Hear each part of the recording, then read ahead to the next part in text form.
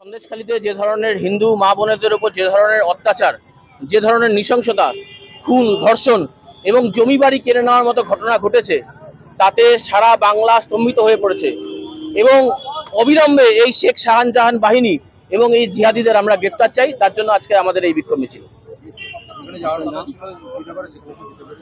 না, যেতে পারিনি, আমাদের পুলিশ প্রশাসন সেখানে পারমিশন দেয়নি, যেতে দেয়নি। ওখানে আমাদের চিড়িয়ামোড় অব্দি আমরা গেলাম এবং সেখানে আমাদেরকে আটকে দেওয়া হলো, আটকে দিয়ে আমাদেরকে ঘুরিয়ে দেওয়া হলো।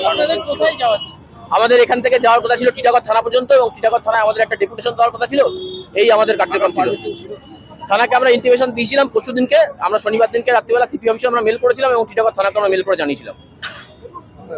আমার নাম পিনাকি চ্যাটার্জি, বিশ্ব হিন্দু পরিষদ জেলা সম্পাদক, ব্যারাকপুর সংগঠন।